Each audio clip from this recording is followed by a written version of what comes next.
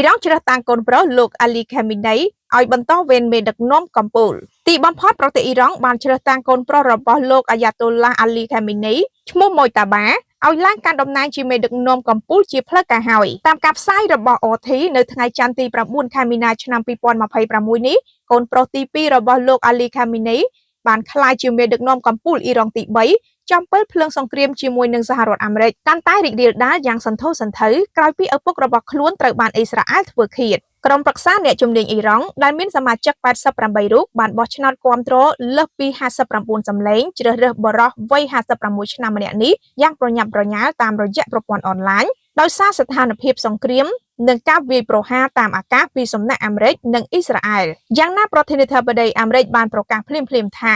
លោកម៉ុយតាបាខាមីនីគឺជាមេដឹកនាំដែលមិនអាចទទួលយកបានខណៈដែលលោកធ្លាប់និយាយហើយថាមេដឹកនាំថ្មីរបស់អ៊ីរ៉ង់ត្រូវតែមានការយល់ព្រមពីអាមេរិកបើមិនដូច្នោះទេនឹងមិនអាចកាន់តំណែងបានយូរអង្វែងឡើយមិនត្រឹមតែប៉ុណ្ណឹងមុននេះត្រាំក៏ប្រកាសហើយដែរថាលោកចង់ចូលរួមក្នុងការជ្រើសរើសមេដឹកនាំកម្ពុជាថ្មីរបស់អ៊ីរ៉ង់ព្រោះលោកចង់បង្កើតឲ្យមានថ្នាក់ដឹកនាំថ្មីដែលធ្វើមិត្តជាមួយនឹងអាមេរិកនៅក្នុងប្រព័ន្ធគ្រប់គ្រងរបស់ទីក្រុងតេហេរ៉ង់អ្វីដែលគួរឲ្យកត់សម្គាល់គឺថាអ៊ីស្រាអែលធ្លាប់ប្រកាសក្តៅៗថាខ្លួននឹងបន្តធ្វើឃាតអ្នកណាក៏ដោយឲ្យតែឡើងស្នងតំណែងមេដឹកនាំកម្ពុជាអ៊ីរ៉ង់អាយ៉ាតូឡាអាលីខាមីនីរដ្ឋមន្ត្រីការពារជាតិអ៊ីស្រាអែលបានបង្ហោះលើប្រព័ន្ធផ្សព្វផ្សាយសង្គមកាលពីថ្ងៃពុធទី4 ខែមីនាថាមេដឹកនាំរូបណាក៏ដោយឲ្យតែអ៊ីរ៉ង់តែងតាំងដើម្បីបន្តផែនការកំទេចអ៊ីស្រាអែលគំរាមកំហែងសហរដ្ឋអាមេរិកនិងពិភពលោកសេរីក៏ដូចជាបណ្ដាប្រទេសនៅក្នុងតំបន់នឹងធ្វើបាបប្រជាជនអ៊ីរ៉ង់នោះនឹងក្លាយជាគោលដៅកំចាត់ចោលមិនថាបុគ្គលនោះមានឈ្មោះអ្វីឬលាក់ខ្លួន